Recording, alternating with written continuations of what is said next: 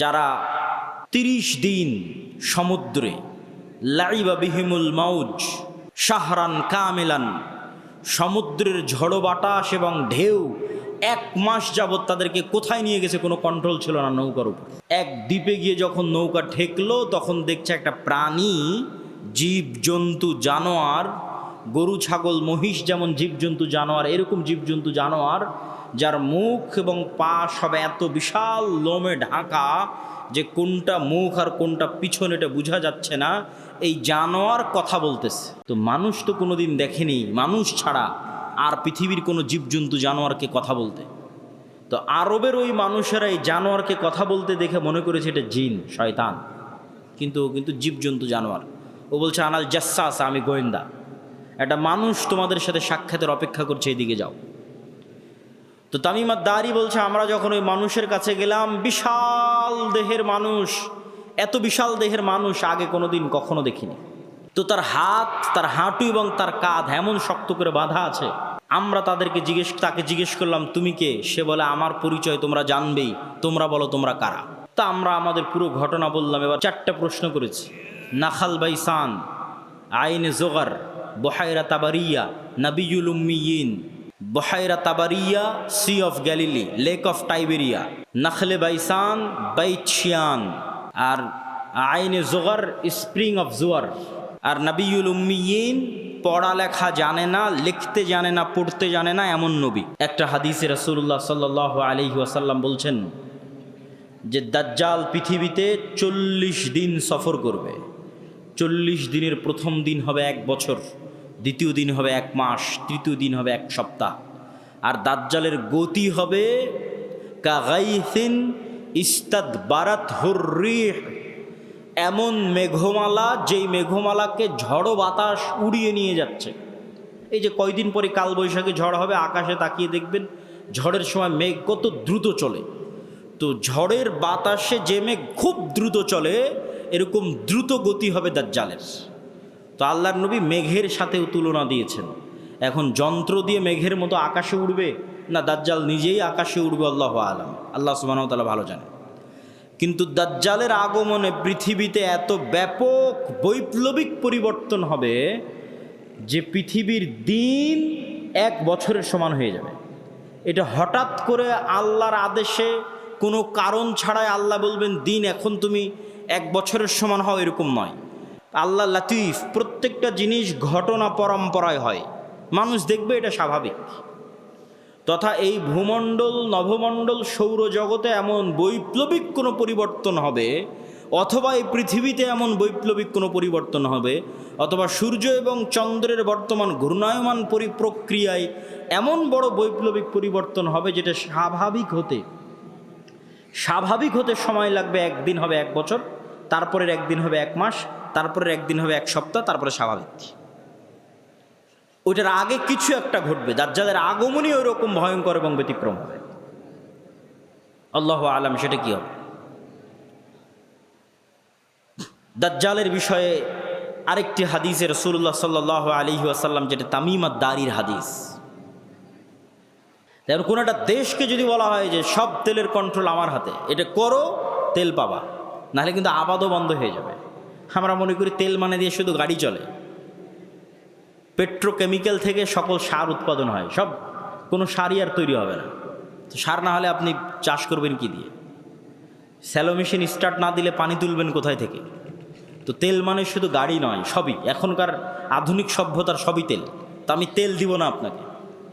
তা আপনিও বুঝতে পারছেন যে আপনি সবই করে ফেলবেন তেল নেওয়ার জন্য। তো কোরআন এবং হাদিসে তো এর চেয়ে বড়টা বলা আছে, তেলের কথা বলা নাই। সরাসরি আকাশের বৃষ্টির কথা বলা আছে, জমিনের ফসলের কথা বলা আছে ডাইরেক্ট। যে দাজ্জাল ইরাক এবং শাম, এই 2 দেশের মধ্যের সীমানা দিয়ে যেতে থাকবে। কোনো এক নগরীর মানুষের কাছে এসে বলবে, এই তোমরা আমার উপর ঈমান আনছো? তারা বলবে জি জাহাপনা, জি প্রভু, আপনার উপর ঈমান আনলাম। ওদের জন্য দাজ্জাল টাকা পয়সা, ধন দৌলত, রুজি রুটির এত বড় ব্যবস্থা উন্মোচন করে দিবে যে মৌমাছির ঝাঁক যেভাবে মধুর পিছনে ছুটে, ধন সম্পদ, টাকা পয়সা ওই শহরের মানুষের পিছনে ওইভাবে ছুটবে। এবার অতিক্রম হতে হতে আর এক শহরে আসবে, সেই শহরের মানুষকে বলবে আমার উপর ঈমান আনয়ন করছো, তারা বলবে না, আমরা রব্বুল আলামিনের উপর ঈমান রাখি। দাজ্জাল বলবে আকাশ এখানে বৃষ্টি বর্ষণ বন্ধ করে দাও, জমিন এখানে ফসল উৎপাদন বন্ধ করে দাও, খাবার দাবার বন্ধ, টাকা পয়সা বন্ধ, সকল কিছু বন্ধ, মোবাইল বন্ধ, ইন্টারনেট বন্ধ। আজকের যুগেও যদি কল্পনা করেন, এখনই আপনি ঈমান ধরে রাখতে পারবেন না, যখন ঘটবে তখনকার কথা তো বহু পরে। তো শাম অঞ্চলের মানুষেরা না খেতে পেয়ে ধনুক চাবিয়ে খাবে, তীর চাবিয়ে খাবে। তীর তো খাওয়ার জিনিস না, ধনুক তো খাওয়ার জিনিস না, কিন্তু গাছের পাতাও যেহেতু উৎপন্ন হবে না তো কি খাবে? গাছের পাতাও তো উৎপন্ন হবে না। তো এ হলো দাজ্জালের ফিতনা, পৃথিবীর সবচেয়ে ভয়ঙ্কর এবং ভয়াবহ ফিতনা। তথা দাজ্জালের এই ফিতনা মোকাবেলা ওই মুজাহিদরাও করতে পারবে না যারা ইস্তাম্বুল বিজয় করেছে, রোম বিজয় করেছে, এবং কিছু কিছু হাদিসের বর্ণনা অনুযায়ী তারা ভারতও বিজয় করতে পারে। মানুষের মাথায় একটা চিত্র আগে থেকে ঢুকে আছে যে দাজ্জাল যখন বের হবে পৃথিবীতে তখন পুরো পৃথিবী দাজ্জালের কন্ট্রোলে থাকবে। এটা ভুল কথা। দাজ্জাল যখন বের হবে তখন পুরো পৃথিবী মুসলমানদের কন্ট্রোলে থাকবে, মানে মুসলমানেরা বিজয় করে শেষ করে দিবে, সব বিজয় করে ফেলবে। মসজিদে আকসা বিজয়, ইস্তাম্বুল বিজয়, খ্রিস্টানরা তো পরাজিতই হয়ে যাবে, ইতালির রাজধানী রোম বিজয়, ভারত বিজয়, পুরো পৃথিবীতে মুসলমানদের জয় জয়কার থাকবে। যেগুলো বড় থেকে বড় ঘটনা সেগুলো কোরআনেই আছে। ইজা সামাউ ফাতারাত ওয়া ইদাল কাওয়াকিবু ইনতাসারাত ওয়া ইদাল বিহারু ফুজ্জিরাত ওয়া ইদাল কুবুরু বু'থিরাত ইদা জুলজিলাতিল আরদু জিলজালাহা ওয়া আখরাজাতিল আরদু আথকালাহা ওয়া ক্বালাল ইনসানু মা লাহা আল কারিআতু মাল কারিআহ ওয়া মা আদরাকা মাল কারিআহ ইয়াওমা ইয়াকুনুন নাসু কাল ফারাশিল মাবথুথ ওয়া তাকুনুল জিবালু কাল ইহনিল মানফুশ। এগুলো কিয়ামতের হওয়ার যে ভয়ঙ্কর এবং ভয়াবহ বিবরণী, তার কিছু কিছু আয়াত, এরকম অসংখ্য আয়াত আছে। শুধু কিয়ামতের দিন কি হবে তার বর্ণনা। মানুষ হবে বিক্ষিপ্ত পঙ্গপালের ন্যায়, হিমালয় পাহাড়ের মতো বড় বড় পাহাড়গুলো হবে আকাশে উড়ন্ত ধ্বনিত তুলার ন্যায়, আসমান ফেটে যাবে, জমিন চৌচির হয়ে যাবে, অসংখ্য বর্ণনা। আর এই ভয়ঙ্কর ভয়াবহ ঘটনাগুলো ঘটার আরও আগে পৃথিবীতে কি হবে তার কিছু বর্ণনা হাদিসে এবং কিছু বর্ণনা কোরআনে উল্লেখিত হয়েছে। আজকে আমরা পৃথিবী ধ্বংসের পূর্ব মুহূর্তে পৃথিবীতে সংঘটিত ফিতনা, এটির উপরেই সংক্ষিপ্ত আলোচনা তুলে ধরার চেষ্টা করব ইনশাআল্লাহ। ওয়ামা তৌফিকি ইল্লা বিল্লাহিল আলিয়্যিল আযীম। রাসূলুল্লাহ সাল্লাল্লাহু আলাইহি ওয়াসাল্লাম, ভাই এখানে দিয়েন না ভাই। রাসূলুল্লাহ সাল্লাল্লাহু আলাইহি ওয়াসাল্লাম বলেছেন, ইসলামের প্রথম যেই মালার যে বিভিন্ন দানা থাকে, একটা যদি গলায় মালা দিই তার অনেক দানা, ইসলামের প্রথম যে দানাটি পতন ঘটবে সেটি হচ্ছে খেলাফা। আর ইসলামের শেষ যে দানাটির পতন ঘটবে সেটা হচ্ছে সালাত। তথা এমন একটা সময় আসবে যখন মানুষ সালাত আদায় করবে না, কেউ না, একজনও নয়। আর প্রথম যেটার পতন ঘটে গেছে সেটা হচ্ছে খেলাফা। কিন্তু কিয়ামতের পূর্ব মুহূর্তে রাসূলুল্লাহ সাল্লাল্লাহু আলাইহি ওয়াসাল্লামের ভবিষ্যৎবাণী অনুযায়ী আবারও খেলাফাত প্রতিষ্ঠিত হবে আলা মিনহাজিন নবুওয়া। নবুয়তের যে ভিত্তি, সেই ভিত্তির উপর যেভাবে খেলাফা প্রতিষ্ঠিত হয়েছিল আবু বকর, ওমর, উসমান এবং আলী রাদিয়াল্লাহু তাআলা আনহুমের খোলাফায়ে রাশিদিনের, কিয়ামতের শেষ মুহূর্তে এসে আবারও খেলাফা প্রতিষ্ঠিত হবে আলা মিনহাজিন নবুওয়া।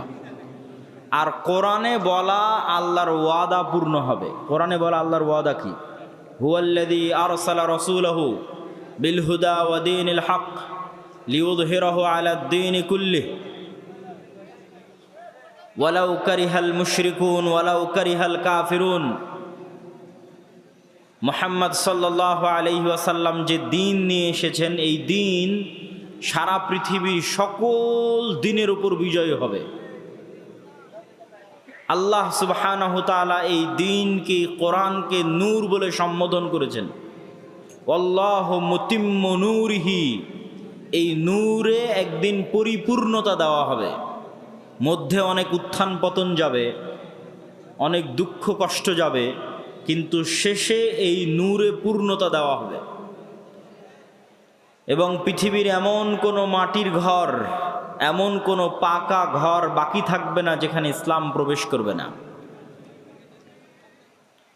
তো এই দিন যেহেতু আসেনি, সেহেতু এই দিন আসবে। তো কিয়ামতের পূর্ব মুহূর্তে যে সমস্ত ফিতনা সংঘটিত হবে তার বর্ণনা দিতে গিয়ে রাসূলুল্লাহ সাল্লাল্লাহু আলাইহি ওয়াসাল্লাম বলেন, উ'দুদ সিত্তাম বাইনি ওয়া বাইনাল কিয়ামাহ, তোমরা 6টা জিনিস গণনা করে রাখো আমার এবং কিয়ামতের মধ্যে অবশ্যই সংঘটিত হবে। 1, মাউতি, আমার নিজের মৃত্যু।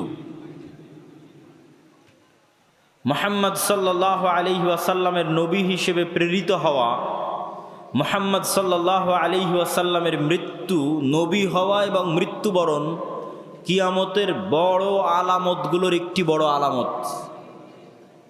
আগের যুগে এক নবীর মৃত্যু হলে মানুষ আর এক নবীর অপেক্ষা করত, আর মুহাম্মদ সাল্লাল্লাহু আলাইহি ওয়াসাল্লাম যেহেতু শেষ নবী, সেহেতু তার মৃত্যুর পরে আমরা আর এক নবীর অপেক্ষা করব না কিয়ামতের অপেক্ষা? কিয়ামতের অপেক্ষা। তাহলে মুহাম্মদ সাল্লাল্লাহু আলাইহি ওয়াসাল্লামের মৃত্যুর পরেই কিয়ামত। 10 দিন পরে হোক, 10 বছর পরে হোক, 10,000 বছর পরে হোক, 10 লক্ষ বছর পরে হোক, কিন্তু মুহাম্মদ সাল্লাল্লাহু আলাইহি ওয়াসাল্লামের মৃত্যুর পরেই কিয়ামত।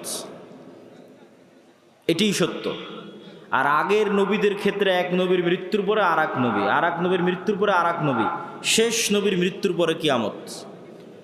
যেহেতু শেষ নবীর মৃত্যু হয়ে গেছে প্রায় 1400 বছর, সেহেতু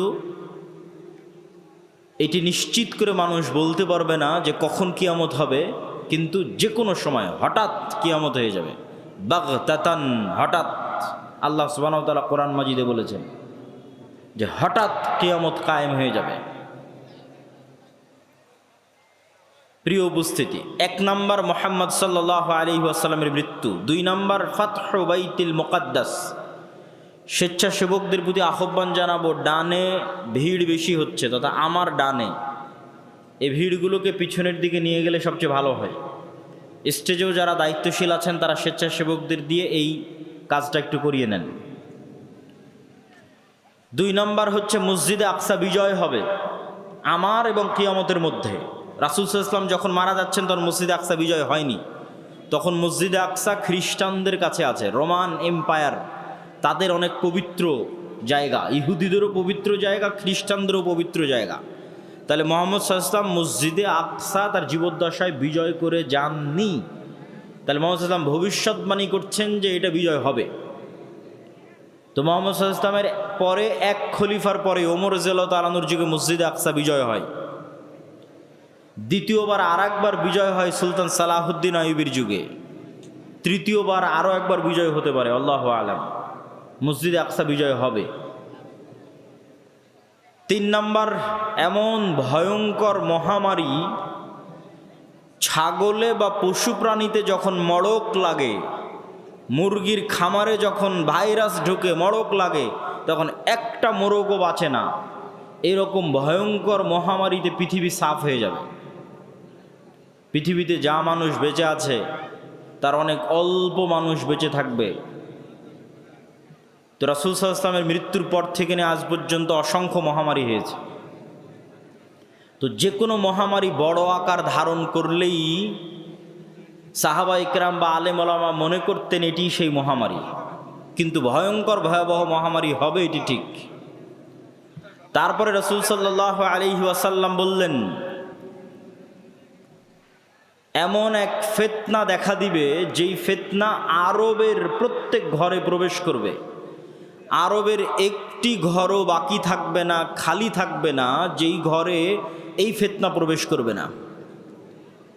কিছু আলেম ওলামা ব্যাখ্যা করেছেন এই ফিতনা মোবাইলের ফিতনা, কেউ ব্যাখ্যা করেছেন এই ফিতনা যুদ্ধ বিগ্রহ, মারামারি, গণ্ডগোল, সেই ফিতনা। তথা এমন গৃহযুদ্ধ এবং এমন গণ্ডগোল, এমন মারামারি দেখা দিবে, যেই মারামারি, যেই যুদ্ধে আরবের প্রত্যেক প্রত্যেক ঘর যুক্ত হয়ে যাবে। আরবের একটি ঘরও মুক্ত থাকবে না, পৃথিবীর সব ঘর নয়, আরবের প্রত্যেক ঘর যুক্ত হয়ে যাবে। তারপর রাসূল সাল্লাল্লাহু আলাইহি ওয়াসাল্লাম বললেন, সুম্মা হুদনাতুন বাইনাকুম ওয়া বাইনার রোম, তারপর একটা চুক্তি হবে, ঐতিহাসিক চুক্তি তোমাদের মধ্যে আর রোমানদের মধ্যে। এই চুক্তির প্রেক্ষাপটে রোমান, খ্রিস্টান এবং মুসলমানেরা এক তৃতীয় পক্ষের বিরুদ্ধে যুদ্ধ করবে। সেই তৃতীয় পক্ষের বিরুদ্ধে যুদ্ধে মুসলমান এবং খ্রিস্টানেরা বিজয়ী হবে। তারপরে কোনো একজন খ্রিস্টান ক্রুশ উঁচিয়ে ধরে বলবে, এটার কারণে আমরা বিজয় হয়েছি। তখন এক মুসলমান ক্ষিপ্ত হয়ে গিয়ে ওই ক্রুশকে ভেঙে দিবে, কিছু বর্ণনায় আছে ওই ব্যক্তিকে হত্যা করবে। স্বেচ্ছাসেবক ভাইদের অনুরোধ করব, আপনারা পিছনে বসার ব্যবস্থা করেন। বসার ব্যবস্থা না থাকার কারণে মানুষ দাঁড়িয়ে আছে। তো ক্রুশ ভেঙে ফেলা অথবা ক্রুশ উত্তোলনকারী ব্যক্তিকে হত্যার মাধ্যমে রোমান, খ্রিস্টান এবং মুসলমানেরা মুখোমুখি দাঁড়িয়ে যাবে। আর রোমান খ্রিস্টানদের সাথে মুসলমানদের এই যুদ্ধ হবে পৃথিবীর ইতিহাসের সবচেয়ে ভয়াবহ যুদ্ধ। মালহামা নামটি এখন অনেক পরিচিত, আর ইংরেজিতে আরমাগেডন নামটি অনেক পরিচিত। বাইবেলের প্রফেসি অনুযায়ী শেষ জামানায় এক ভয়ঙ্কর যুদ্ধ হবে, যেটিকে তারা বলে আরমাগেডন, ভয়ঙ্কর যুদ্ধ। ওইটারই ইসলামিক টার্মিনোলজি, পরিভাষা অনেকেই মনে করে যে আল মালহামা বা আল মালহামা আল কুবরা, ভয়ঙ্কর যুদ্ধ। যেই যুদ্ধের মতো ভয়ঙ্কর যুদ্ধ অতীতে কোনোদিন হয়নি, পরে ভবিষ্যতে আর কোনোদিন হবে না। এই যুদ্ধটা কাদের কাদের মধ্যে সংঘটিত হবে? খ্রিস্টান রোমানদের মধ্যে এবং মুসলমানদের মধ্যে।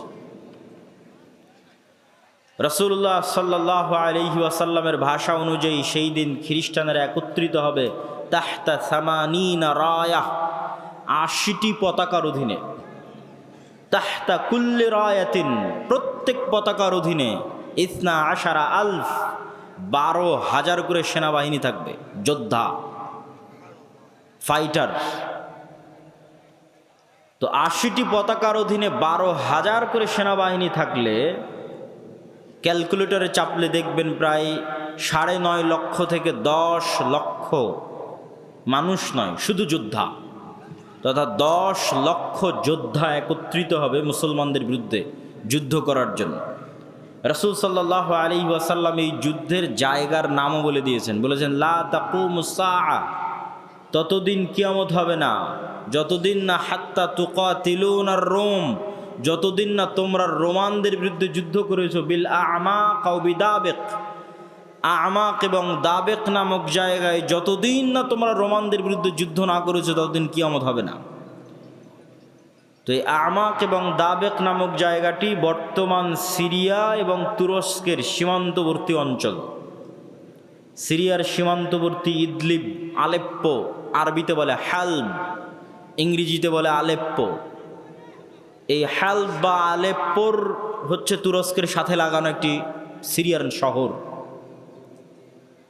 এই সীমান্তবর্তী অঞ্চলেই এই জায়গাগুলো আছে মর্মে যারা ইতিহাসবিদ, যারা মানচিত্র নিয়ে গবেষণা করেন তাদের দাবি। আল্লাহু আলাম। এই যুদ্ধের ভয়াবহতা বলতে গিয়ে রাসূলুল্লাহ সাল্লাল্লাহু আলাইহি ওয়াসাল্লাম বললেন, সেই দিন এই যুদ্ধে এত মানুষ মারা যাবে। আর এক বর্ণনা অনুযায়ী এই যুদ্ধ প্রায় ৪ দিন ব্যাপী চলবে, পঞ্চম অথবা ষষ্ঠতম দিনে গিয়ে বিজয় হবে, অথবা চতুর্থ। তো ৪ দিন যুদ্ধ চলবে। প্রথম ৩ দিন ফলাফল ছাড়াই যুদ্ধ শেষ হবে, শুধু মৃত্যু আর লাশ, লাশের সারি আর মৃত্যু। আর চতুর্থতম, পঞ্চমতম অথবা ষষ্ঠতম দিনে গিয়ে বিজয় নির্ধারণ হবে মুসলমানদের। লাশের সংখ্যা এবং সারি বলতে গিয়ে রাসূল সাল্লাল্লাহু আলাইহি সাল্লাম বলেছেন যে একটি পাখি যদি আকাশে উড়ে তাহলে ১ মাস উড়লেও মানুষের লাশ যেহেতু শেষ হবে না, লাশের দুর্গন্ধ যেহেতু শেষ হবে না, সেহেতু পাখি দুর্গন্ধমুক্ত ফাঁকা জায়গায় বসতেও পারবে না। পাখি পড়ে মারা যাবে, তবুও কোনো ভালো বসার মতো ফাঁকা জায়গা পাবে না 1 মাস উড়লেও। তাহলে এখান থেকে একটা পাখিকে উড়িয়ে দিলে 1 মাসে সে যতদূর যাবে, এই পুরো এরিয়া যদি চতুর্দিক থেকে মাপা হয় তো দেখা যাবে সবই লাশ। তাহলে কত লক্ষ কত কোটি মানুষের লাশ হতে পারে আল্লাহু আলাম। রাসূল সাল্লাল্লাহু আলাইহি ওয়াসাল্লাম বলছেন, গনিমতের বন্টনে কেউ সন্তুষ্ট হবে না। কেন? ওয়ারিসই নাই। সন্তুষ্টি কেমনে হবে? ওয়ারিস নাই। ওয়ারিস নাই কেন? এক বংশে যদি 100 জনও সদস্য থাকে তো 99 জনই মারা যাবে, একজন বেঁচে থাকবে, তাহলে তো কোনো ওয়ারিস নাই। যেহেতু কোনো ওয়ারিস নাই সেহেতু কোনো আনন্দ নাই। তো গনিমতের মাল বন্টনে আনন্দ হবে না, কেননা ওয়ারিস বিহীন হবে সবাই। পুরো বংশের সব মারা যাবে, একজন বেঁচে থাকবে। রাসূলুল্লাহ সাল্লাল্লাহু আলাইহি ওয়াসাল্লাম এই মালহামা বা এই ভয়ঙ্কর যুদ্ধ এটির বর্ণনা দিতে গিয়ে বলেন, মুসলমানেরা সেই দিন 3 ভাগে বিভক্ত হবে। সুলুসুন ইয়াহজিমু, 3 ভাগের 1 ভাগ যুদ্ধের মাঠ থেকে পালিয়ে যাবে। লা ইয়াতুবুল্লাহু আলাইহিম আবাদান, আল্লাহ সুবহানাহু ওয়া তাআলা এদের তওবা কোনোদিন কবুল করবেন না। ইসলামে কবিরা গুনাহের যে লিস্ট আছে, তালিকা আছে, এই কবিরা গুনাহের তালিকায় শিরক সবচেয়ে বড়। তারপরে বিভিন্ন হাদিসে আছে পিতামাতার অবাধ্যতা, বিভিন্ন হাদিসে আছে নিরপরাধ মানুষকে হত্যা, বিভিন্ন হাদিসে আছে প্রতিবেশীর স্ত্রীর সাথে জেনা। এই যে কবিরা গুনাহ, সবচেয়ে বড় কবিরা গুনাহের যে তালিকা, এই সবচেয়ে বড় কবিরা গুনাহের যদি সর্বোচ্চ 10টা তালিকা করা হয়, তার একটা জেহাদের মাঠ থেকে পলায়ন করা। কিন্তু কবিরা গুনাহ যত বড়ই হোক, তওবা আছে, শিরকেও তওবা আছে, যতক্ষণ শ্বাস আছে। সব অধিকাংশ সাহাবী তো মুশরিক থেকে ইসলাম গ্রহণ করেছে, শিরক করে তারপরে যে ইসলাম গ্রহণ করেছে। এখনও যারা ইসলাম গ্রহণ করেছে তো শিরক থেকে ইসলাম গ্রহণ করেছে। তাহলে শিরকের তওবা নাই মানে মৃত্যুর পরে কিয়ামতের মাঠে আল্লাহ চাইলে স্বেচ্ছায় এমন অনেক গুনাহ বান্দার মাফ করে দিতে পারে যেটার তওবাই ও করেনি। বুঝাতে না পারলে এটা আমার ব্যর্থতা। এমন অনেক গুনাহ আমরা করেছি যেটার তওবা আমরা করিনি, ইস্তেগফার করিনি, ক্ষমা চাইনি, তাও আল্লাহ ওই গুনাহ তার দয়ায় মাফ করে দিতে পারেন কিয়ামতের মাঠে। কিন্তু ওই যে দয়ায় মাফ করে দিবেন কিয়ামতের মাঠে আল্লাহ, ওই লিস্টে শিরক থাকবে না। এটা হলো শিরকের গুনাহ আল্লাহ ক্ষমা করবেন না। যে বান্দা যদি লাউ আতাইতুম, তুমি যদি আসো বিকরাবিল আরদি খাতায়া, আসমান জমিন পূর্ণ গুনাহ নিয়ে, তাহলে আমি আল্লাহ আসমান জমিন পূর্ণ ক্ষমা নিয়ে উপস্থিত হব। তো এই যে আসমান জমিন পূর্ণ গুনাহ, এর কোনো গুনাহ আপনি জানেন, কোনো গুনাহ ভুলে গেছেন, কোনোটার তওবা করেছেন, কোনোটা করেননি, তাও আল্লাহ দয়া করে মাফ করে দিবে। কিন্তু করবেন না কোনটা? শিরক। কিন্তু যতক্ষণ শ্বাস আছে ততক্ষণ সব গুনাহের ক্ষমা আছে, শিরকেরও ক্ষমা আছে। তো রাসূল সাল্লাল্লাহু আলাইহি ওয়াসাল্লাম বলছেন, যারা ওই যুদ্ধের মাঠ থেকে পলায়ন করবে এদের তওবা কবুল হবে না। 3 ভাগের 1 ভাগ, সুলুসুন, 3 ভাগের 1 ভাগ শহীদ হয়ে যাবে আল্লাহর রাস্তায়। রাসূল সাল্লাল্লাহু আলাইহি ওয়াসাল্লাম বলছেন তারা হচ্ছেন আফজালু শুহাদাইল আরজ, পৃথিবীর সর্বশ্রেষ্ঠ শহীদ। আল্লাহু আকবার। তারপরে বলছেন 3 ভাগের বাকি 1 ভাগ, 1 ভাগ তো পালিয়ে গেল, 1 ভাগ মরে শেষ, আর 1 ভাগ তারা বিজয়ী হবে। এরা বিজয়ী হওয়ার পর এই বিজয়ী দল ইয়াফতাতিহুনাল কুসতুনতুনিয়া, কনস্টান্টিনোপল বিজয় করবে। এই কনস্টান্টিনোপল, কুসতুনতুনিয়া হচ্ছে আজকের তুরস্কের ইস্তাম্বুল, যেটা দীর্ঘদিন তুরস্কের রাজধানী ছিল। এখন রাজধানী আঙ্কারা, কিন্তু ইস্তাম্বুল সবচেয়ে ঐতিহাসিক শহর। সুলতান মুহাম্মদ আল ফাতেহ ইস্তাম্বুলকে বিজয় করেছিলেন। কিন্তু হাদিসের ভাষায় বোঝা যাচ্ছে কিয়ামতের পূর্ব মুহূর্তে, দাজ্জাল প্রকাশের পূর্ব মুহূর্তে পুনরায় মুসলমানেরা তুরস্ক বিজয় করবে, তথা মুসলমানদের বর্তমান যে তুরস্ক মুসলমানদের হাতে আছে, এটি মুসলমানদের হাতে নাও থাকতে পারে। না হলে কনটেক্সট মিলানো কঠিন যে কিয়ামতের পূর্ব মুহূর্তে মুসলমানেরা তুরস্ক কিভাবে বিজয় করবে। এই ঘটনারই ধারাবাহিকতায় আর এক হাদিসে, আমি কিন্তু এক হাদিস বলতেছি না, বিভিন্ন হাদিস থেকে যুক্ত করতেছি। আর এক হাদিসে রাসূলুল্লাহ সাল্লাল্লাহু আলাইহি ওয়াসাল্লাম বলেন, ততদিন পর্যন্ত কিয়ামত হবে না যতদিন না বানু ইসহাকের 70,000 মানুষ, ইসহাক আলাইহিস সালাতু ওয়াস সালামের বংশের, ইব্রাহিম আলাইহিস সালাতু ওয়াস সালামের বংশের 70,000 মানুষ যতদিন না এমন এক শহরে যুদ্ধ করছে, মাদিনাতুন, এমন এক শহরে যুদ্ধ করছে, জানিবুহাল বার ওয়া জানিবুহাল বাহর, যার এক পাশে সমুদ্র আর এক পাশে সমতল। কোন শহর? আলেম ওলামা মতভেদ করেছেন। কেউ বলেছেন এটি ইতালির রাজধানী রোম, কেউ বলেছেন এটি তুরস্কের ইস্তাম্বুল, কুস্তুনতুনিয়া, কনস্টান্টিনোপল। ইতালির রাজধানী রোম হওয়ার পক্ষে আর একটা জয়ীফ হাদিস আছে, যে রাসূল সাল্লাল্লাহু আলাইহি ওয়াসাল্লামকে জিজ্ঞেস করা হচ্ছে যে উম্মতে মুহাম্মাদি কোন শহর আগে বিজয় করবে কিয়ামতের পূর্ব মুহূর্তে, কুস্তুনতুনিয়া না রোমিয়া, কিন্তু হাদিসের সানাদ দুর্বল। তো এমন এক শহর, যেই শহরের কিন্তু এখন যেটা অনুবাদ করতেছি এটা সহিহ বুখারী মুসলিমের হাদিসগুলো অনুবাদ করতেছি, যেগুলো আমি পূর্ণ অনুবাদ করতেছি এগুলো, তথা কিয়ামতের পূর্ব মুহূর্তে যা ঘটবে তার সবচেয়ে বিশুদ্ধ যেগুলো হাদিস। তো রাসূল সাল্লাল্লাহু আলাইহি ওয়াসাল্লাম বললেন এমন এক শহর বিজয় করবে বানু ইসহাকের, ইব্রাহিম আলাইহিসসালাতু ওয়াসসালাম, ইসহাক আলাইহিসসালাতু ওয়াসসালামের বংশের ৭০,০০০ মানুষ, যেই শহরের এক পাশে সমুদ্র আর এক পাশে সমতল, কিন্তু ওই যুদ্ধ হবে বিদুন সিলাহ, লা ইয়ারমুনা আইয়ু সাহমিন, না তারা কোনো তীর নিক্ষেপ করবে না তরবারি চালাবে, কোনো অস্ত্র ছাড়া বিজয় হবে। কিসের মাধ্যমে বিজয় হবে? তারা শুধু মুখে উচ্চারণ করবে লা ইলাহা ইল্লাল্লাহু আল্লাহু আকবার। এই এক তাকবীর ধ্বনিতে শহরের এক দেওয়াল পড়ে যাবে, দ্বিতীয় তাকবীর ধ্বনিতে শহরের দ্বিতীয় দেওয়াল পড়ে যাবে, তৃতীয় তাকবীর ধ্বনিতে শহরের তৃতীয় দেওয়াল পড়ে যাবে। মুসলমানেরা বিনা বাধায়, বিনা রক্তপাতে এবং বিনা অস্ত্র প্রয়োগে ওই শহরে প্রবেশ করবে। তো যদি এটি কুস্তুনতুনিয়া হয় তাহলে এই যে আগের ঘটনার ধারাবাহিকতায়, আগে যে ভয়ঙ্কর মালহামা হলো, এই যে লক্ষ লক্ষ কোটি কোটি মানুষ মারা গেল, তারপরে মুসলমানেরা বিজয় হলো, খ্রিস্টানরা পরাজয় হলো, এই সেনাবাহিনী এবার যখন সিরিয়া এবং তুরস্কের সীমান্তবর্তী অঞ্চল থেকে বিজয় অভিযান নিয়ে রওনা দিবে ইস্তাম্বুল কুস্তুনতুনিয়া বরাবর, তখন ইস্তাম্বুলে প্রবেশ করতে তাদের আর আলাদা কোনো অস্ত্র প্রয়োগ করতে হবে না। তাকবীর ধ্বনিতে ওই নগরীর দেওয়াল পড়ে যাবে এবং তারা বিনা অস্ত্র প্রয়োগে শহর বিজয় করবে। অথবা ওই আগের হাদিসে কুস্তুনতুনিয়া বিজয় হয়ে গেছে, কুস্তুনতুনিয়া বিজয়ের পর এই বিজয় কাফেলা চলতেই থাকবে। ম্যাপ চেক করলে বুঝবেন, চলতে চলতে চলতে পৌঁছে যাবে ইতালির রাজধানী রোমে। যখন ইতালির রাজধানী রোমে পৌঁছবে তখন আর এখানে কোনো অস্ত্র প্রয়োগ করতে হবে না, তাকবীর ধ্বনিতে শহর বিজয় হয়ে যাবে। দুটের যে কোনো একটা আল্লাহ সুবহানাহু ওয়া তাআলা ভালো জানেন।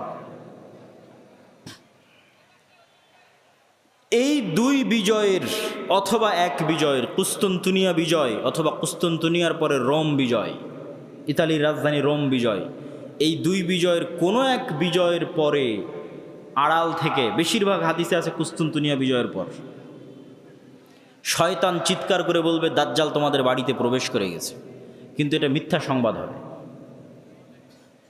কিন্তু তখন তৎকালীন এই মুজাহিদ বাহিনী যারা যুদ্ধ করতেছে তাদের যিনি নেতা থাকবেন তিনি 10 জন অশ্বারোহীকে রওনা করিয়ে দিবেন দাজ্জাল সত্যি সত্যি বের হয়েছে কিনা এটা অনুসন্ধান করার জন্য। তো রাসূলুল্লাহ সাল্লাল্লাহু আলাইহি ওয়াসাল্লাম বলছেন এই যে 10 জন বের হবে, আসমাহুম ওয়া আসমা আবাইহিম, এদের নাম, এদের বাপ দাদার নাম, এদের গায়ের রং, এদের ঘোড়ার গায়ের রং সব আমি এখন বলে দিতে পারবো, এখন যেন আমি দেখতে পাচ্ছি। কিন্তু তিনি বলেননি, কিন্তু তিনি জানতেন যে কোন 10 জন, তাদের নামও তিনি জানেন, তাদের বংশও তিনি জানেন, তাদেরকে রওনা করিয়ে দেওয়া হবে। এই ঘটনার সাথে আরেকটা ঘটনা যুক্ত আছে যেটা না বললেই নয়। যেই দিন এই মালহামা হবে, এটা ছুটে গেছে বলতে, সেই দিন ওই হাদিসে রাসূল সাল্লাল্লাহু আলাইহি ওয়াসাল্লাম বলছেন ইয়াখরুজু মিনাল মাদিনা খিয়ারু আহলিল আরজ, মদিনা থেকে যুদ্ধ করার জন্য সিরিয়াতে এসে রোমানদের বিরুদ্ধে যুদ্ধ করবে, এই জন্য মদিনা থেকে তৎকালীন বিশ্বের খিয়ারু আহলিল আরজ, সবচেয়ে আল্লাহওয়ালা তাকওয়াবান পরহেজগার একদল মানুষ বের হবে। আল্লাহু আকবার। তৎকালীন বিশ্বের সবচেয়ে তাকওয়াবান আল্লাহওয়ালা পরহেজগার মানুষেরা তখন মদিনায় থাকবে, তাদের একটা জামাত এই যুদ্ধে অংশগ্রহণ করার জন্য মদিনা থেকে রওনা দেবে। তখন এই রোমান খ্রিস্টান এম্পায়ারের সেনাবাহিনীরা বলবে মদিনার মানুষ তোমাদের এখানে কাজ কি?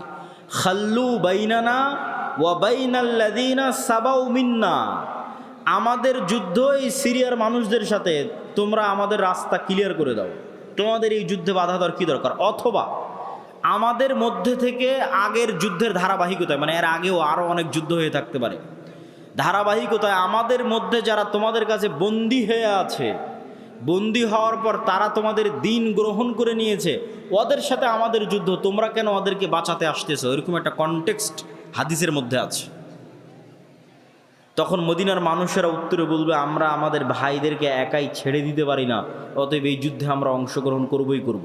এখানে ভাইদেরকে বলতে দুটোই উদ্দেশ্য হতে পারে, সিরিয়ার মুসলমানদেরকে অথবা রোমানদের মধ্যে যারা বন্দী হয়েছিল খ্রিস্টান, পরে মুসলমান হয়ে গেছে, ওদেরকে এরা চাচ্ছে নিয়ে নিতে, যে আমরা তো আমাদের লোকজনকেই চাচ্ছি, তোমাদের কি সমস্যা? ওদেরকে বাঁচাতে এরা বলবে, না আমাদের মুসলিম ভাইদেরকে আমরা একাই ছেড়ে দিতে পারি না, তখনই যুদ্ধ হবে।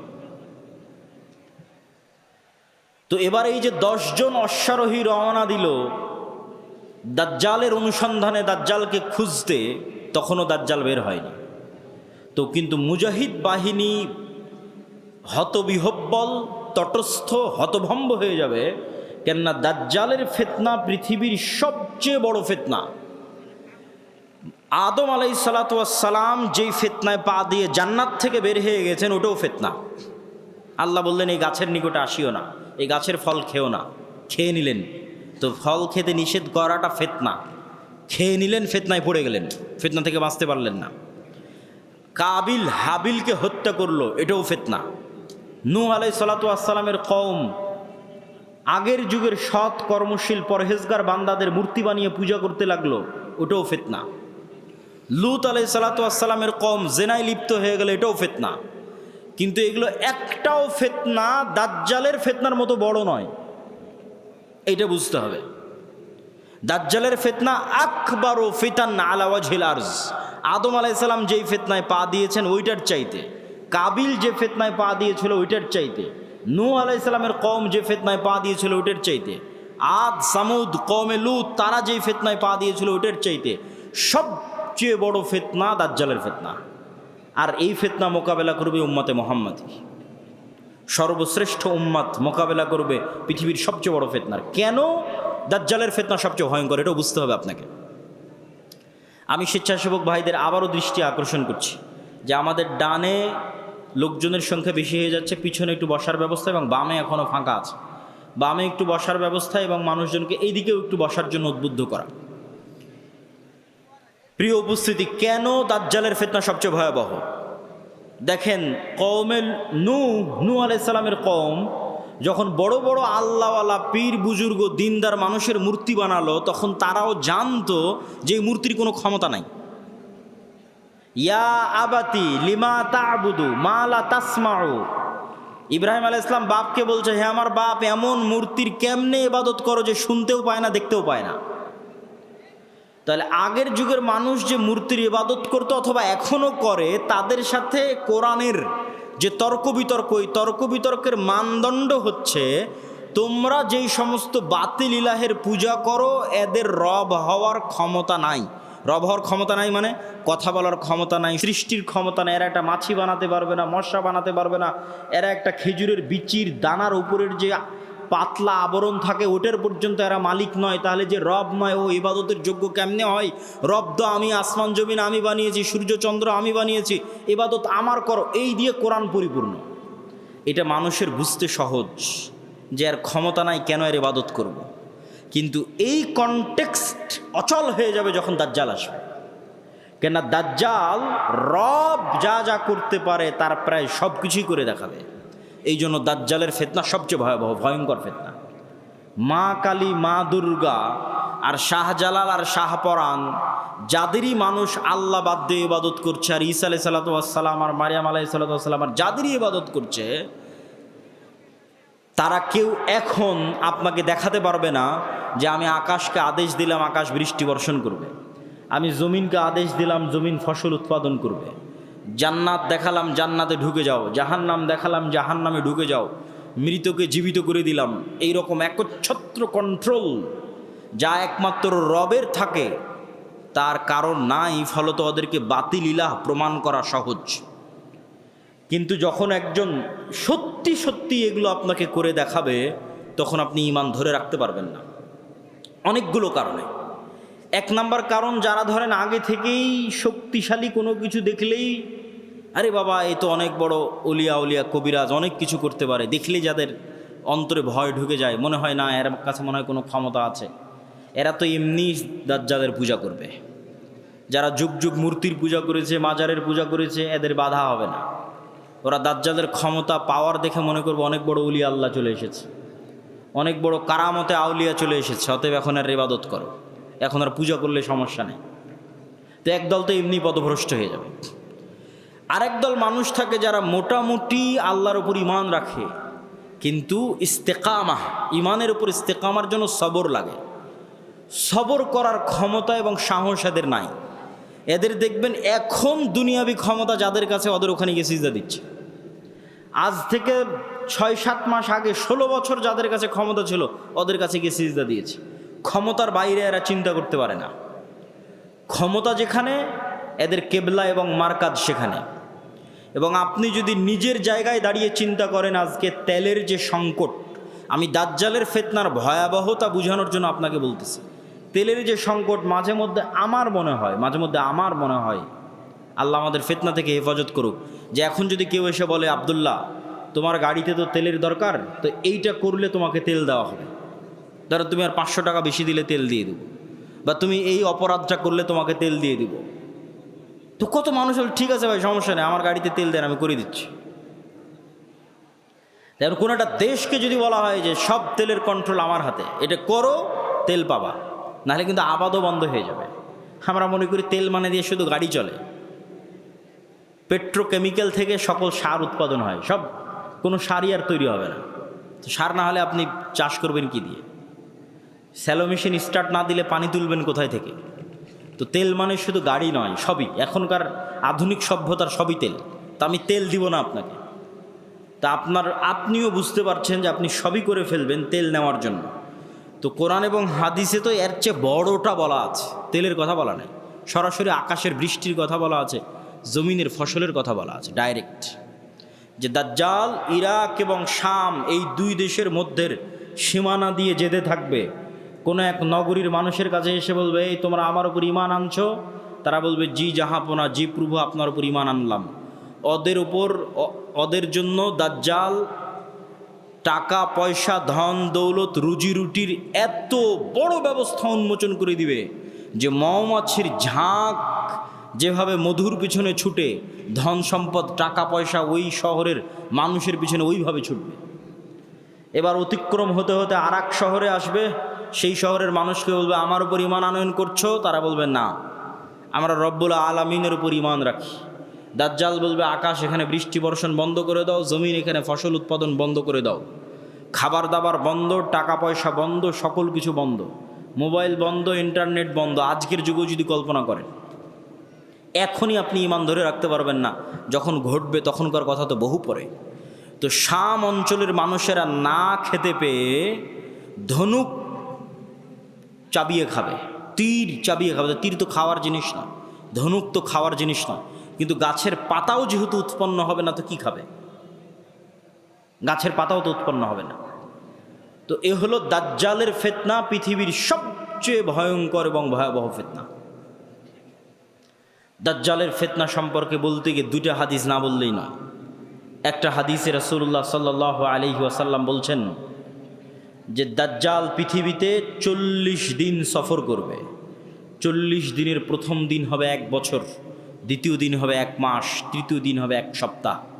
আর দাজ্জালের গতি হবে কাগাইসিন ইস্তাদবারাত হুররিহ, এমন মেঘমালা যেই মেঘমালাকে ঝড়ো বাতাস উড়িয়ে নিয়ে যাচ্ছে। এই যে কয়দিন পরে কালবৈশাখী ঝড় হবে, আকাশে তাকিয়ে দেখবেন ঝড়ের সময় মেঘ কত দ্রুত চলে। তো ঝড়ের বাতাসে যে মেঘ খুব দ্রুত চলে, এরকম দ্রুত গতি হবে দাজ্জালের। তো আল্লাহর নবী মেঘের সাথেও তুলনা দিয়েছেন। এখন যন্ত্র দিয়ে মেঘের মতো আকাশে উড়বে না দাজ্জাল নিজেই আকাশে উড়বে, আল্লাহু আলাম, আল্লাহ সুবহানাহু ওয়া তাআলা ভালো জানেন। কিন্তু দাজ্জালের আগমনে পৃথিবীতে এত ব্যাপক বৈপ্লবিক পরিবর্তন হবে যে পৃথিবীর দিন 1 বছরের সমান হয়ে যাবে। এটা হঠাৎ করে আল্লাহর আদেশে, কোনো কারণ ছাড়াই আল্লাহ বলবেন দিন এখন তুমি 1 বছরের সমান হও, এরকম নয়। আল্লাহ লাতিফ, প্রত্যেকটা জিনিস ঘটনা পরম্পরায় হয়, মানুষ দেখবে এটা স্বাভাবিক। তথা এই ভূমণ্ডল, নভমণ্ডল, সৌরজগতে এমন বৈপ্লবিক কোনো পরিবর্তন হবে, অথবা এই পৃথিবীতে এমন বৈপ্লবিক কোনো পরিবর্তন হবে, অথবা সূর্য এবং চন্দ্রের বর্তমান ঘূর্ণায়মান প্রক্রিয়ায় এমন বড় বৈপ্লবিক পরিবর্তন হবে যেটা স্বাভাবিক হতে সময় লাগবে, একদিন হবে 1 বছর, তারপরের একদিন হবে 1 মাস, তারপরের একদিন হবে 1 সপ্তাহ, তারপরে স্বাভাবিক। ওইটার আগে কিছু একটা ঘটবে, দাজ্জালের আগমনই ওই রকম ভয়ঙ্কর এবং ব্যতিক্রম হবে। আল্লাহু আলাম সেটা কি হবে। দাজ্জালের বিষয়ে আরেকটি হাদিসে রাসূলুল্লাহ সাল্লাল্লাহু আলাইহি ওয়াসাল্লাম, যেটা তামিম আদ-দারির হাদিস, যারা 30 দিন সমুদ্রে লাইবা বিহিমুল মাউজ শাহরান কামিলান, সমুদ্রের ঝড়ো বাতাস এবং ঢেউ 1 মাস যাবৎ তাদেরকে কোথায় নিয়ে গেছে কোনো কন্ট্রোল ছিল না নৌকার উপর। এক দ্বীপে গিয়ে যখন নৌকা ঠেকলো তখন দেখছে একটা প্রাণী, জীবজন্তু জানোয়ার, গরু ছাগল মহিষ যেমন জীবজন্তু জানোয়ার, এরকম জীবজন্তু জানোয়ার যার মুখ এবং পা সব এত বিশাল লোমে ঢাকা যে কোনটা মুখ আর কোনটা পিছন এটা বোঝা যাচ্ছে না, এই জানোয়ার কথা বলতেছে। তো মানুষ তো কোনোদিন দেখেনি, মানুষ ছাড়া আর পৃথিবীর কোনো জীবজন্তু জানোয়ারকে কথা বলতে। তো আরবের ওই মানুষেরা এই জানোয়ারকে কথা বলতে দেখে মনে করেছে এটা জিন, শয়তান, কিন্তু জীবজন্তু জানোয়ার। ও বলছে আনাল জাসসাস, আমি গোয়েন্দা, একটা মানুষ তোমাদের সাথে সাক্ষাতের অপেক্ষা করছে, এদিকে যাও। তো তামিম আদ-দারি বলছে আমরা যখন ওই মানুষের কাছে গেলাম, বিশাল দেহের মানুষ, এত বিশাল দেহের মানুষ আগে কোনোদিন কখনো দেখিনি। তো দাজ্জালের বিশাল দেহের হওয়াটা কি ব্যতিক্রম কিছু? ব্যতিক্রম কিছু নয়। আমরা এখন 5 ফিট 5 ইঞ্চি 6 ফুট হয়ে গেছি, কিন্তু আদি পিতা আদম আলাইহিসসালাম তো আর 5 ফিট ছিলেন না। আদম আলাইহিসসালাম ছিলেন 60 দেরা, 60 হাত, 60 গজ, 40 মিটার, প্রায় 10 তলা 15 তলার সমান উঁচু। তাহলে এখন যদি আদম আলাইহিসসালাম আমার সামনে উপস্থিত হয়, তাহলে আমি তো আশ্চর্য হয়ে যাবো, কারণ এই বিশাল দেহের মানুষ তো আমি কোনোদিন দেখিনি।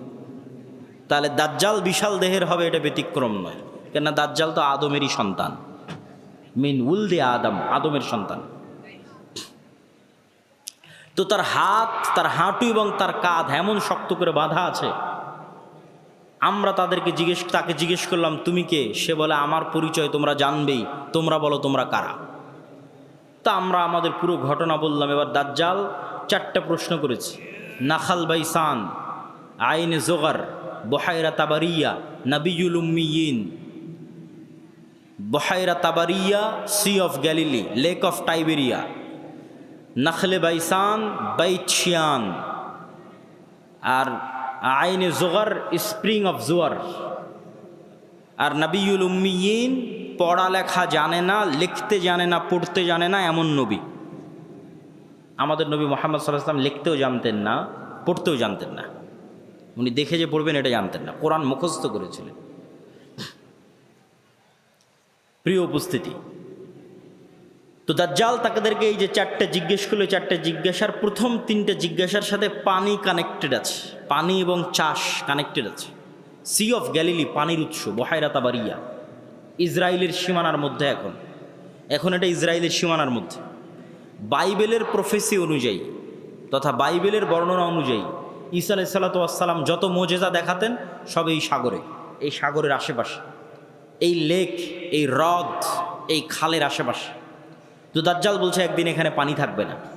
এখন পানি দাজ্জাল আসার আগেই শেষ হবে সেটা ঠিক না, আসলে না, দাজ্জাল আসার শেষ হবে না। কেন আরাক হাদিসে বলতেছে ইয়াজুজ মাজুজ যখন বের হবে তখন ওরা বহাইরা তাবারিয়ার পানি খেয়ে শেষ করে দিবে, খেয়ে শেষ করে দিয়ে অন্যদিকে আগাবে পানি শেষ করার জন্য। তাহলে পানি যদি দাজ্জাল আসার আগেই শেষ হয়, তাহলে ইয়াজুজ মাজুজ আবার কোথায় পানি পাবে? এটাও তো একটা প্রশ্ন। কিন্তু দাজ্জাল বলছে এখানে একদিন পানি থাকবে না। তার মানে কি ইয়াজুজ মাজুজ এসে শেষ করবে ওইটার ভবিষ্যৎবাণী, না দাজ্জাল আসার আগেই শেষ হবে? মানে অনেকেই দেখি এখন খুঁজে যে বহাইরা তাবারিয়াতে পানি শেষ হচ্ছে কিনা, সেটার জন্য বলতেছে যে পানি যে দাজ্জাল আসার আগেই শেষ হবে এটা মনে করাটা একদম 100% ঠিক এটা বলা যাবে না। কেন আরাক হাদিসে কি বলা হচ্ছে? ইয়াজুজ মাজুজ এসে বহাইরা তাবারিয়ার পানি খেয়ে নেবে। তো বলে এখানে একদিন পানি থাকবে না। 2 নম্বর কি? নাখাল বাইসান, বাইসানের খেজুর বাগান, এটাও ইসরায়েলের একটা বড় শহর, বাইচিয়ান। বলে এখানে এখানে কি মানুষ খেজুর চাষ করে? তো বলে করে। তো বলে এখানে একদিন পানিও থাকবে না, খেজুর চাষের ব্যবস্থাও থাকবে না। তার বলে আইনে জোগার, স্প্রিং অফ জোয়ার, এটার বর্ণনাও বাইবেলে আছে। আগের যেমন বহাইরা তাবারিয়ার বর্ণনাও বাইবেলে আছে, এই আইনে জোগার, স্প্রিং অফ জোয়ার, এটার বর্ণনাও বাইবেলে আছে। কি হিসেবে আছে? লূত আলাইহিসসালাতু ওয়াসসালাম যেখানে ছিলেন, ওই শহরটা যখন আল্লাহ ধ্বংস করে দিলেন, যে লূত আলাইহিসসালাতু ওয়াসসালামকে যেখানে তিনি আশ্রয় দিলেন, সেখানে তার জন্য পানির ব্যবস্থা, অথবা যে জায়গায় তিনি আশ্রয় নিয়েছিলেন সেই জায়গা হচ্ছে স্প্রিং অফ জোয়ার। এই জন্য ওই বহাইরা তাবারিয়া আর স্প্রিং অফ জোয়ার, আইনে জোগার, এই দুটেই খ্রিস্টানেরা ব্যাপক হারে দেখতে যায়, ভিজিট করতে যায়। তো এখান থেকে আমাদের জানার বিষয় কি? এই হাদিস থেকে জানার বিষয় হচ্ছে, দাজ্জাল প্রশ্ন করেছে একটা নির্দিষ্ট জায়গায়, যার প্রত্যেকটা এরিয়া 30-40 কিলোমিটারের মধ্যে। এই বহাইরা তাবারিয়া বলেন, আইনে জোগার বলেন, নাখাল বাইসান বলেন, এই বগুড়া জেলার মধ্যেই, মানে একটা সেম এরিয়ার মধ্যেই। তথা কিয়ামতের পূর্ব মুহূর্তের ফিতনার বর্ণনাগুলো নিশ্চিতভাবে কিয়ামতের পূর্ব মুহূর্তে যা যা হবে এগুলো মক্কা মদিনার বাইরে, মক্কা মদিনায় হবে না। মক্কা মদিনা ফিতনা মুক্ত থাকবে। কোথায় হবে তাহলে? সিরিয়াতে, শাম। শাম মানে আগে ফিলিস্তিনি বোঝানো হতো, শাম মানে আগে মসজিদে আকসাই বোঝানো হতো। শাম মানে আজকের শাম নয়, তথা মসজিদে আকসা এবং এর আশেপাশের অঞ্চল, যেগুলোতে এখন ইসরায়েল, ফিলিস্তিন, জর্ডান, এই যে অঞ্চলগুলো, এবং এখনকার যে সিরিয়া, সব কিছুই অঞ্চলে হবে। দাজ্জালের এই সংক্ষিপ্ত বর্ণনা এবং দাজ্জালের ফিতনার এই সংক্ষিপ্ত বর্ণনার পরে কি হবে? ওই যে মুজাহিদ বাহিনী যারা দাজ্জালের মিথ্যে সংবাদ শুনে এবার দেমাশকে ফিরে আসবে, যুদ্ধ বিজয় অভিযান বাদ, কেন এটা ভয়ঙ্কর ফিতনা। এই ভয়ে দাজ্জাল আসলেই বের হয়েছে কিনা, যুদ্ধ বাদ দিয়ে সবাই ফিরে আসবে তাদের যেটা সেন্টার, তাদের সেন্টার দামেস্ক। যুদ্ধ যদি রোম পর্যন্ত গিয়ে থাকে, ইতালির রাজধানী, ওখান থেকেও ফিরে দামেস্কে আসবে। যদি তুরস্কের রাজধানী ইস্তাম্বুল পর্যন্ত গিয়ে থাকে, ওখান থেকে ফিরে দামেস্কে আসবে। এবার দামেস্কে আসতে আসতে সত্যিই দাজ্জাল বের হয়ে যাবে। এবার রিয়ালি প্রকৃত অর্থে দাজ্জাল বের হয়ে গেছে। এবং দাজ্জাল বের হওয়া মাত্রই সকল ক্ষমতা দাজ্জালের কাছে চলে যাবে। এটার বিবরণ আরেকটু পরে দিব, এখানে এটা শেষ করে নিই। তো দাজ্জাল বের হয়ে যাবে। এই দামেস্কের মসজিদে ফজরের সালাতে যখন জামাত হবে, তখন এবার ঈসা আলাইহিসসালাতু ওয়াসসালাম অবতীর্ণ হবেন। কেননা দাজ্জালের ফিতনা যেই লেভেলের অলৌকিক, ওইটা মোকাবেলা করার জন্য ওই লেভেলের অলৌকিক লাগবে। তথা দাজ্জালের এই ফিতনা মোকাবেলা ওই মুজাহিদরাও করতে পারবে না যারা ইস্তাম্বুল বিজয় করেছে, রোম বিজয় করেছে। এবং কিছু কিছু হাদিসের বর্ণনা অনুযায়ী তারা ভারতও বিজয় করতে পারে। মানুষের মাথায় একটা চিত্র আগে থেকে ঢুকে আছে যে দাজ্জাল যখন বের হবে পৃথিবীতে, তখন পুরো পৃথিবী দাজ্জালের কন্ট্রোলে থাকবে। এটা ভুল কথা। দাজ্জাল যখন বের হবে তখন পুরো পৃথিবী মুসলমানদের কন্ট্রোলে থাকবে। মানে মুসলমানেরা বিজয় করে শেষ করে দিবে, সব বিজয় করে ফেলবে। মসজিদে আকসা বিজয়, ইস্তাম্বুল বিজয়, খ্রিস্টানরা তো পরাজিতই হয়ে যাবে, ইতালির রাজধানী রোম বিজয়, ভারত বিজয়, পুরো পৃথিবীতে মুসলমানদের জয় জয়কার থাকবে। হাদিস থেকে আমি যতটুকু চিন্তা ভাবনা করে দেখেছি, এটাই বেশি খাপ খায়, এটাই বেশি মিলে, যে দাজ্জাল বের হওয়ার পূর্বে, ইমাম মাহদি আসার আগেই, অথবা ইমাম মাহদির সাথী, অথবা ইমাম মাহদি সহ, যেটাই বলেন, দাজ্জাল এবং ঈসা ইসলাম আসার পূর্বে পৃথিবী মুসলমানদের, মসজিদে আকসা মুসলমানদের, তুরস্ক মুসলমানদের, ইতালি, পুরো ইউরোপ মুসলমানদের, ভারত মুসলমানদের, সবই মুসলমানদের। মুসলমানদের বিজয় যখন সর্বোচ্চ স্তরে, এবং দাজ্জালের কোনো ষড়যন্ত্র যখন আর কাজে দিচ্ছে না, দাজ্জালের পক্ষ হয়ে পৃথিবীতে কাজ করবে এরকম কোনো বড় শক্তি আর পৃথিবীতে নাই, এবার নিজেই দাজ্জাল বের হয়ে আসবে। কেননা যারা দাজ্জালের পক্ষ নিয়ে কাজ করতে, এরা সব বিপদে পড়ে গেছে, কেননা বিজয় মুসলমানদের হয়ে গেছে। তো ইহুদিরাও এক মাসিহের অপেক্ষা করতেছে, বিপদ থেকে, বিপদে পড়লে বিপদ থেকে বাঁচায় যে সে মাসিহ দাজ্জাল। খ্রিস্টানেরাও ঈসা মাসিহ, বিপদে পড়লে বিপদ থেকে বাঁচায় যে সেই মাসিহ ঈসা আলাইহিস সালাম বিপদ থেকে বাঁচাবে।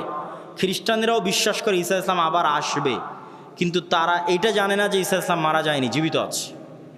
আমরা জানি ঈসা আলাইহিস সালাম মারা যাননি, জীবিত আছে। আর তারা মনে করে মরে গেছে, কিন্তু পুনর্জন্ম হয়ে পুনরায় ঈসা আলাইহিস সালাম পৃথিবীতে আসবে, তাদেরকে বাঁচানোর জন্য, খ্রিস্টানদের বাঁচানোর জন্য।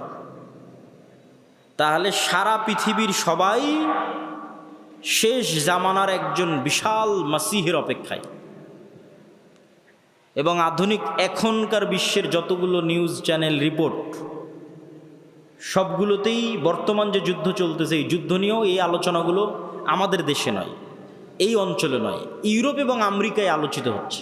যারা বিশ্ব শাসন করে তাদের কাছে, তাদের ভাষায় দাজ্জাল হচ্ছে অ্যান্টি ক্রাইস্ট ইংরেজিতে, আর মালহামা হচ্ছে আর্মাগেড্ডন, আর জেসাস ঈসা আলাইহিস সালাতু ওয়াস সালাম উনি আসবেন।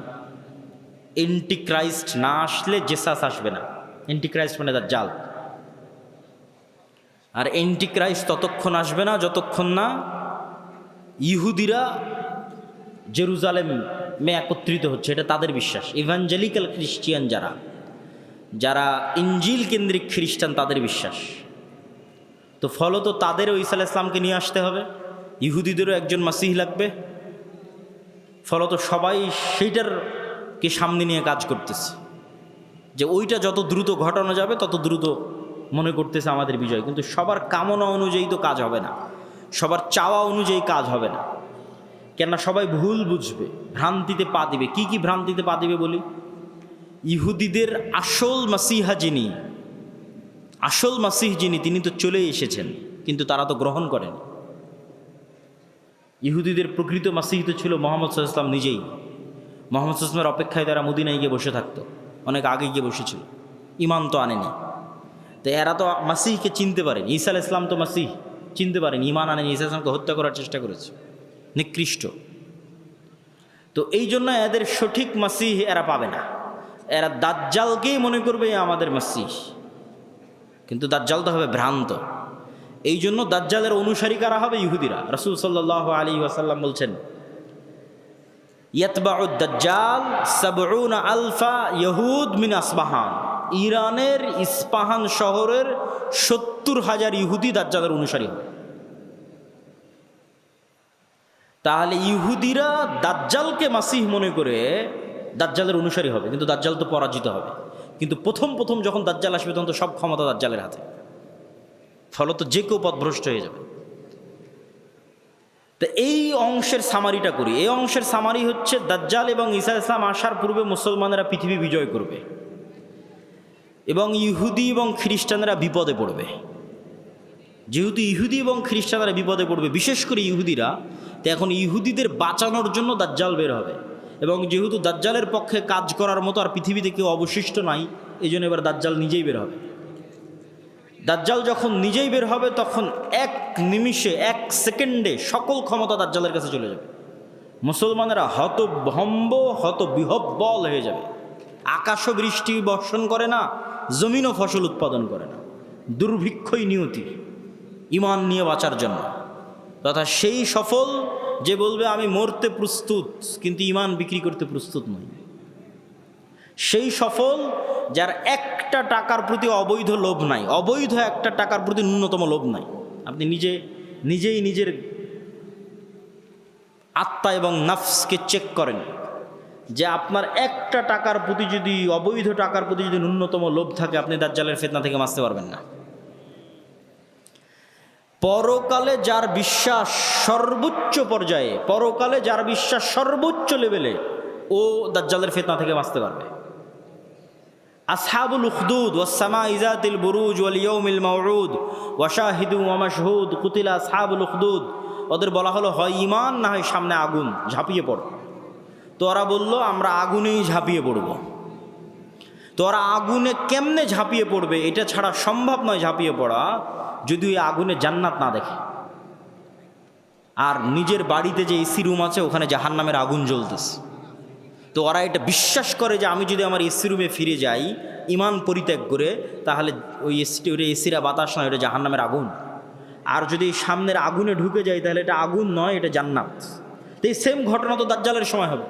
দাজ্জালের জান্নাতে যে ঢুকবে ও ঢুকে গেল জাহান্নামে, আর দাজ্জালের জাহান্নামে যে ঢুকবে ও ঢুকে গেল জান্নাতে। তাহলে পরকালের উপর ইয়াকিন না থাকলে তো আপনি দাজ্জালের ফিতনা থেকে বাঁচতে পারবেন না। তাহলে এবার দাজ্জালের আবির্ভাবের পর সারা পৃথিবীর সব মুমিন মুসলমান বিপদে, কোনো খাবার নাই, অসহায়, কিচ্ছু নাই। এবার বিপদগ্রস্ত মুমিন মুসলমানদের বাঁচানোর জন্য আসবে ঈসা আলাইহিস সালাতু ওয়াস সালাম। এই হলো প্রেক্ষাপট। তাহলে শুরুতে বিপদে ইহুদি খ্রিস্টানেরা, বাঁচাতে আসবে দাজ্জাল। সব ক্ষমতা তখন দাজ্জালের কাছে। বিপদে এবার মুসলমানেরা। কোন মুসলমানেরা? যারা সব দেশ বিজয় করে শেষ করে দিয়েছে। তুরস্ক বিজয় করেছে, মসজিদে আকসা, ভারত, তারপরে ইতালি, সব বিজয় শেষ করে দিয়েছে। ওরা এখন চরম বিপদে। এবার ওদেরকে বাঁচানোর জন্য আসবে ঈসা আলাইহিস সালাতু ওয়াস সালাম। ঈসা আলাইহিস সালাতু ওয়াস সালামও এমন অলৌকিক ক্ষমতা নিয়ে আসবেন যে তার নিঃশ্বাস যতদূর পর্যন্ত যাবে, নিঃশ্বাসে কাফের মারা যাবে। আল্লাহু আকবার, আল্লাহু আকবার। নিঃশ্বাসের স্পর্শে কাফের মারা যাবে, রাসূল সাল্লাল্লাহু আলাইহি ওয়াসাল্লাম বলছেন। আর ঈসা আলাইহিস সালাতু ওয়াস সালামের অলৌকিকত্ব এত টপ লেভেলের হবে যে দাজ্জালকে আলাদা করে হত্যা করা লাগবে না। দাজ্জাল যদি শুধু দেখে ঈসা আলাইহিস সালাতু ওয়াস সালামের দিকে, ইয়াজুবু কামা ইয়াজুবুল মা, পানিতে লবণ দিলে যেভাবে গলে যায় সেভাবে গলে যাবে। ছেড়ে দিলে গলেই মারা যাবে, কিন্তু ঈসা আলাইহিস সালাম ছাড়বেন না, নিজে হাতে হত্যা করবেন। যেখানে হত্যা করবেন ওটাও ইসরায়েলের সীমানার মধ্যে। ইসরায়েলের বর্তমান রাজধানী তেল আবিব থেকে অতি নিকটে বাবে লুদ নামক জায়গায় দাজ্জালকে ঈসা আলাইহিস সালাতু ওয়াস সালাম হত্যা করবেন। তো যেই ঈসা আলাইহিস সালাতু ওয়াস সালাম এবং যেই মুমিন মুজাহিদেরা পৃথিবীর সবচেয়ে বড় ফিতনা দাজ্জালকে হত্যা করলো, তাদেরকে এবার আল্লাহ বলবে, তোমরা তো এত বড় ফিতনা মোকাবেলা করলা, এখন আমার এমন একদল বান্দা বের হবে, ইয়াখরুজু ইবাদি লা ইয়াদানি লি আহাদিন, কারো পক্ষে সম্ভব নয় যে আমার ওই বান্দাদের মোকাবেলা করে। ঈসা আলাইহিস সালাম এত বড় নবী, তিনি পৃথিবীর সবচেয়ে বড় ফিতনা দাজ্জালকে হত্যা করলেন, তাকে আল্লাহ বলছে তুমিও পারবা না এখন যারা বের হবে। অতএব মুমিন মুজাহিদদের নিয়ে তুমি তুর পাহাড়ে আশ্রয় নাও। তাহলে ঘটনার ক্ষেত্রগুলো দেখেন। তুরস্ক এবং সিরিয়ার সীমান্তবর্তী অঞ্চল, সিরিয়ার রাজধানী দামেস্ক, মসজিদে আকসা, বাবে লুদ যেখানে দাজ্জালকে হত্যা করা হলো, তুর পাহাড়, এই এরিয়াগুলোতে এই ঘটনাগুলো ঘটতেছে। শেষ সময়ের ঘটনা এখানেই ঘটবে, শামে ঘটবে। তো তুর পাহাড়ে আশ্রয় নেওয়ার পর কারা বের হবে? ইয়াজুজ আর মাজুজ। ইয়াজুজ মাজুজের সংখ্যা কত বেশি? একটা সহিহ হাদিস বলবো আর একটা জয়ীফ হাদিস। সহিহ হাদিসে রাসূলুল্লাহ সাল্লাল্লাহু আলাইহি ওয়াসাল্লাম বললেন যে আদম আলাইহিস সালাতু ওয়াস সালামের পিঠ থেকে আল্লাহ মানুষকে বের করলেন, আদমের সকল সন্তানকে বের করে বলা হচ্ছে প্রতি 1000-এ একজন জান্নাতে, 999 জন জাহান্নামে। এই হাদিস রাসূল সাল্লাল্লাহু আলাইহি ওয়াসাল্লাম সাহাবীদের শোনাচ্ছে। তো প্রতি 1000-এ 999 জন জাহান্নামে, এটা শুনে সাহাবীদের মাথা নষ্ট, যে তাহলে তো আমরা সবাই জাহান্নামে। আদম সন্তানের 1000-এর 999 জন যদি জাহান্নামে যায় প্রতি 1000-এ, তাহলে তো আমরা সবাই জাহান্নামে। তখন মুহাম্মদ সাল্লাল্লাহু আলাইহি ওয়াসাল্লাম সাহাবীদের বলতেছে, হতাশ হয়েও না, এই 999 জনের বেশিরভাগই ইয়াজুজ মাজুজ। এই 999 জনের বেশিরভাগই ইয়াজুজ মাজুজ। তো কতজন জাহান্নামে যাবে ইয়াজুজ মাজুজের বাইরে স্বাভাবিক মানুষের মধ্যে থেকে, এটা তো আমরা জানি না। তো এই জন্য নির্ধারিত করে বলা মুশকিল, কিন্তু এতটুকু অন্তত বোঝা যায়, আইডিয়া করা যায় যে আদম আলাইহিস সালাতু ওয়াস সালাম থেকে নিয়ে কিয়ামত পর্যন্ত যত মানুষ আসবে তাদের কয়েক শত গুণ হচ্ছে ইয়াজুজ মাজুজ। এই হাদিস থেকে অন্তত এতটুকু বোঝা যায় যে আদম থেকে নিয়ে কিয়ামত পর্যন্ত যত মানুষ আমরা হব, এত মানুষের কয়েক শতগুণ হচ্ছে ইয়াজুজ মাজুজ। আর জয়ীফ হাদিসটা কি? জয়ীফ হাদিসটা হচ্ছে যে ইয়াজুজ মাজুজের এক প্রজন্ম তার জীবদ্দশায় 1000 প্রজন্মকে দেখে। বুঝেন, আমরা মানুষ জীবদ্দশায় সর্বোচ্চ 2টা প্রজন্ম দেখি অথবা 3টে প্রজন্ম। আমি, আমার বাপ, আমার দাদা, আমার দাদা তার ছেলেকে দেখেছে, তার ছেলে আব্দুল্লাহকে দেখেছে, তাহলে 2 প্রজন্ম দেখেছে, দেখতেই দুনিয়া থেকে শেষ। তো ইয়াজুজ মাজুজের এক প্রজন্ম তাদের জীবদ্দশায় 1000 প্রজন্মকে দেখে। তাহলে কিভাবে তাদের জন্ম বৃদ্ধি হার এবং কিভাবে তাদের বৃদ্ধির হার, এটা সব উলদে আদম, আদমের সন্তান। তো এরা পৃথিবীতে বের হয়ে সব পানি ফসল আদি যা আছে সব খেয়ে শেষ করবে, এবং তাদের এই ভয়ঙ্কর ভয়াবহতায় তুর পাহাড়ে ঈসা আলাইহিস সালাতু ওয়াস সালাম বিপদে মুমিন মুজাহিদদের নিয়ে, খাবার নাই, ওই সেম কষ্ট দাজ্জাল থাকতে যে কষ্ট ছিল ওই কষ্ট। এখান থেকে আপনি আরেকটা জিনিস শিখেন যে আপনি কত বড় নবী, কত বড় উলিয়া উলিয়া, কত বড় মুজাহিদ, তাও আল্লাহ আপনাকে কিভাবে বিপদ দিয়ে পরীক্ষা করতেছে। কেমন বিপদ? এত বড় নবী, তাও খাবার নাই। যে নবী নিজে হাতে দাজ্জালকে হত্যা করেছে, তার খাবার নাই, সে নবী এখন আল্লাহর কাছে কাঁদতেছে যে আল্লাহ এই বিপদ থেকে বাঁচান। তো এই জন্য সবসময় আল্লাহর সামনে নত, আল্লাহর সামনে সাহায্য, এটা ছাড়া কোনো রাস্তা নাই। তো ঈসা আলাইহিস সালামের কান্নাকাটি এবং মুমিন মুজাহিদদের কান্নাকাটিতে আল্লাহ সুবহানাহু ওয়া তাআলা ইয়াজুজ মাজুজের শরীরে এক প্রকার পোকামাকড় এবং অসুখ দিবেন। তারা মারা যাবে কেমন করে? হাদিসের বাক্যটা শুনেন, কামাউতি নাফাসিন ওয়াহিদিন। একটা মানুষ মারা গেলে যা হয়, পুরো ইয়াজুজ মাজুজ একসাথে ওইভাবে মারা যাবে, যেন একটা মানুষ মারা গেল। তথা একটা মানুষ মরতে যতটুকু সময় লাগে, পুরো ইয়াজুজ মাজুজ কোটি কোটি হাজার হাজার ওইভাবে একসাথে, at a time, at a moment, at a second মারা যাবে। তো এবার ঈসা আলাইহিস সালাম জমিনে ফিরে আসবেন, তো জমিনে পা রাখার জায়গা নাই। এত কোটি কোটি মানুষ যদি মরে পড়ে থাকে, কি অবস্থা, লাশের দুর্গন্ধ। এবার ঈসা আলাইহিস সালাম আবার আল্লাহর কাছে কান্নাকাটি করবে, দোয়া করবে। তখন আল্লাহ সুবহানাহু ওয়া তাআলা রাসূল সাল্লাল্লাহু আলাইহি ওয়াসাল্লামের ভাষা অনুযায়ী আনাকি ইবিলিল বুখত, বুখত গোত্রের উটের কুঁজ যেমন উঁচু হয়, ওই রকম উঁচু কুঁজ বিশিষ্ট একদল পাখিকে পাঠাবেন, যেই পাখি হাজার হাজার কোটি কোটি লাখ লাখ লাশকে নিয়ে যে এমন জায়গায় ফেলে দিবে যেখানে মানুষ বসবাস করে না। উত্তর মেরু হোক, দক্ষিণ মেরু হোক, সাইবেরিয়া হোক, যেখানে হোক, আল্লাহ ভালো জানেন, যেখানে আল্লাহ বলবেন। তারপরে আসমান বৃষ্টি বর্ষণ করে এই জমিনকে পরিষ্কার করে দিবে। তারপরে ঈসা আলাইহিস সালামের শাসন চলবে হাদিস অনুযায়ী 7 বছর, আর বাইবেলের বর্ণনা অনুযায়ী 1000 বছর। তো 7 বছর ঈসা আলাইহিস সালামের এই শাসনে এতটা নিরাপত্তা এবং শান্তি বিরাজ করবে যে এতদিন যত যুদ্ধ বিগ্রহের সামগ্রী ছিল, এগুলো কাজে লাগবে না, ওগুলো জ্বালিয়ে পুড়িয়ে দেওয়া ছাড়া কোনো কাজ নাই। আর এত বরকত আসমান এবং জমিন উন্মুক্ত করে দিবে যে একটা ডালিম একটা গ্রাম খাবে, একটা গাভীর দুধ একটা পুরো বংশ খাবে, এত বরকতে আল্লাহ পরিপূর্ণ করে দিবে। তারপরে এক শীতল বাতাসে মুমিন মুসলিম এবং ঈসা আলাইহিস সালাম সবাই মারা যাবে, শুধু ফাসিক এবং ফাজেরেরা পৃথিবীতে থাকবে। এবার যত হাদিস শুনেছেন এই ধরনের, যে পৃথিবীতে এমন একদিন আসবে যে কোরআন পড়ার কেউ থাকবে না, এখন সেগুলো আল্লাহ নাম নেওয়ার কেউ থাকবে না, এগুলো ঈসা আলাইহিস সালামের মরার পর। মানুষ জেনায় লিপ্ত হবে খোলা মাঠে কুকুর শ্রীগালের মতো, লজ্জা বুঝবে না, এগুলো ঈসা আলাইহিস সালামের আগে নয়। ঈসা আলাইহিস সালামের আগে কোরআন থাকবে, দিন থাকবে, এটা তো পূর্ণতায় পৌঁছে যাবে।